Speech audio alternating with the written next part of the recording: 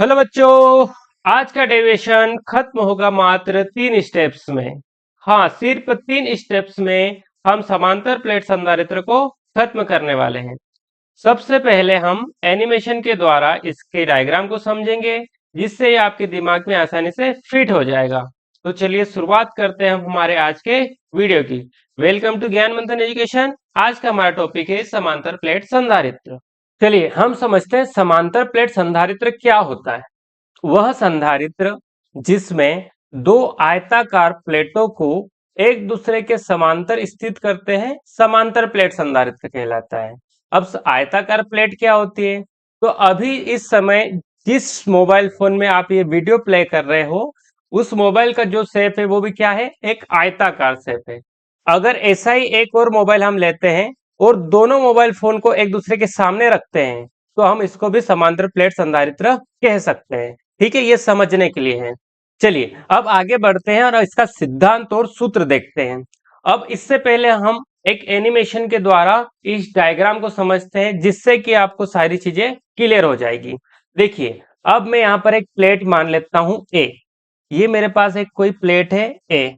इसी के समांतर एक और मैं प्लेट ले लेता हूं, प्लेट बी। ठीक है, जैसे हमने मोबाइलों को रखा था वैसे ही है। हम सामने से देख रहे हैं इसलिए आपको एक लाइन की तरह दिख रही है, लेकिन ये क्या है? एक प्लेट है, एक मोबाइल फोन आप इसको मान सकते हैं। अब मैं क्या करता हूं, पहला जो मोबाइल है मेरा ए, इसको मैं चार्ज करता हूं, चार्जिंग पे लगाता हूं। ठीक है, तो ये मैंने केबल कनेक्ट की और जैसे मैं स्विच ऑन करता हूं, इसमें करंट फ्लो होना चले जाता है। इस चार्ज को मैं नाम दे देता हूं Q charge, plus Q charge मैंने इसको दिया। तो इस पूरे प्लेट पे या इस पूरे मोबाइल फोन पर कौन सा चार्ज आ जाएगा? प्लस चार्ज आ जाएगा। ठीक है, अब इसको चार्ज करते ही इस प्लेट का कुछ विद्युत क्षेत्र बनेगा। ठीक है, कुछ हम विद्युत क्षेत्र इस तरीके से मान लेते हैं, इसका कुछ विद्युत क्षेत्र बना है। उसी विद्युत क्षेत्र के अंदर में दूसरी प्लेट ला के रखी मैंने बी। ठीक है, तो क्या होगा? बी की जो ये वाली साइड है ना, ये वाली साइड जो प्लस चार्ज के पास में आ गई, इस साइड तो क्या हो गए? सारे इलेक्ट्रॉन्स आपके खींच कर आ जाएंगे। मतलब इस साइड आपका कौन सा चार्ज आ जाएगा? माइनस वाला चार्ज आ जाएगा। और इस साइड कौन सा चार्ज आ जाएगा? इस साइड आपका प्लस चार्ज आ जाएगा। क्यों ऐसा? कि विद्युत प्रेरण की क्रिया होती है। विद्युत प्रेरण क्या करता है कि एक चार्ज प्लेट के पास हम दूसरी अनचार्ज प्लेट लेकर आते हैं, जिस पर कोई आवेश नहीं होता है। तो वो क्या करते हैं? अपने इलेक्ट्रॉनों को प्लस चार्ज की ओर शिफ्ट कर देता है और दूसरी ओर उसके सारे प्लस चार्ज रह जाते हैं। ठीक है, समझे इतना? अब मैं क्या करूंगा, जो प्लस चार्ज आया है ना इस बी पर, यहाँ पर मैं एक अर्थिंग कनेक्ट कर देता हूँ। मतलब इसको जमीन से जोड़ देता हूँ। अब जैसे ही जमीन से जोड़ूंगा, तो ये सारा प्लस चार्ज कहाँ चले जाएगा? आपका जमीन में चले जाएगा। ठीक है, अब जमीन में जाने से क्या पूरी प्लेट पे कौन सा चार्ज बचा है? तो माइनस चार्ज बचा है। ठीक है, ये होता है हमारा समांतर प्लेट संधारित्र। समझ गए? अब कुछ चीजें इसमें हमको और जाननी, छोटी छोटी सी। इन दोनों की जो दूरी है, उस दूरी को हम डी मान लेते हैं। प्लेट ए से प्लेट बी तक की जो दूरी है, उस दूरी को क्या मान लिया मैंने? डी मान लिया। ठीक है, अब जो इस पे डेंसिटी आएगी, प्लेट ए पे डेंसिटी का मतलब होता है घनत्व। तो घनत्व आएगा, उसको मान लेता हूं प्लस सिग्मा। घनत्व को इससे रिप्रेजेंट करते हैं और इस पे जो घनत्व आएगा इसको माइनस सिग्मा। और घनत्व क्या होता है? तो घनत्व होता है आपका चार्ज अपॉन एरिया। जो ये घनत्व होता है वो किसके बराबर होता है? तो आवेश बटे क्षेत्रफल के बराबर होता है। कि इस प्लेट पे कितना तो आवेश है और कितना इसका एरिया है, कितना क्षेत्रफल है। तो उसको जब डिवाइड करते हैं तो आपका क्या बन जाता है? घनत्व बन जाता है। ठीक है, इतना क्लियर हो गया आपको? ठीक है, तो चलिए अब हम देखते हैं दोनों प्लेटों के मध्य उत्पन्न विद्युत क्षेत्र की तीव्रता।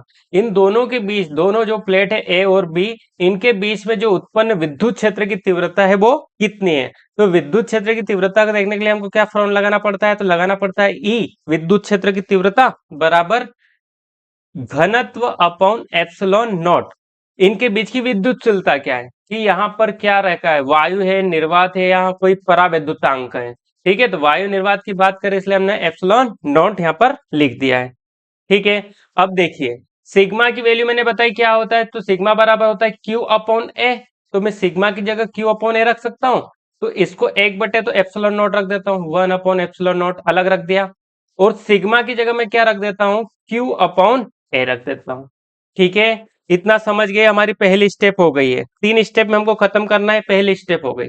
दोनों प्लेटों के बीच में विद्युत क्षेत्र की तीव्रता। अब हम देखने वाले दोनों प्लेटों के बीच का विभवांतर। दोनों प्लेटों के बीच का विभवांतर। विभवांतर को किससे रिप्रेजेंट करते हैं हम, V से। वोल्टेज डिफरेंस है ना दोनों के बीच में, क्या वोल्टेज डिफरेंस होगा, तो ये किसके बराबर होता है, ये बराबर होता है आपका E इंटू डी के।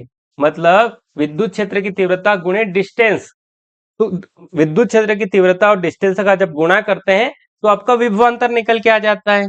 ठीक है, अब E की वैल्यू हमने ऊपर निकाल लिए, तो बस यहाँ पर E की वैल्यू पुट कर दो, तो क्या है 1 upon epsilon not into Q upon A into D. ये हो गया आपकी सेकेंड स्टेप। ठीक है, अब लास्ट स्टेप। लास्ट स्टेप में हम बात करेंगे इनकी कैपेसिटी की, विद्युत धारिता की। किसकी बात करने वाले हैं, विद्युत धारिता की। विद्युत धारिता। अब विद्युत धारिता का फॉर्मूला क्या होता है C बराबर Q upon V। Q upon V। तो V की वैल्यू हमने ऐसे निकाली है, तो बस पुट कर दो Q ऐसे ही। V की वैल्यू क्या आ जाएगी आपकी 1 upon epsilon not Q upon A into D. ठीक है, देखो यहाँ Q से Q का हो जाएगा, कैंसिल हो जाएगा, और A और एप्सिलॉन नॉट कहाँ चले जाएंगे, ऊपर चले जाएंगे। तीसरे बट्टे में तो कहाँ चले जाएंगे, ऊपर। तो एप्सिलॉन नॉट A या A एप्सिलॉन नॉट लिख सकते हैं हम, और डिवाइड में क्या रह जाएगा आपका D। ठीक है, और यही आपका क्या है, समांतर प्लेट संधारित्र। ठीक है, यही क्या है आपका समांतर प्लेट संधारित्र है। ठीक है, वीडियो अच्छा लगा हो तो लाइक कर लीजिए, चैनल को सब्सक्राइब कर लीजिए, अपने दोस्तों के साथ भी शेयर कर दीजिएगा। अगर आपको कोई और भी टॉपिक पर वीडियो चाहिए तो कमेंट में जरूर बताइएगा। मिलते हैं अगले वीडियो में, तब तक के लिए धन्यवाद।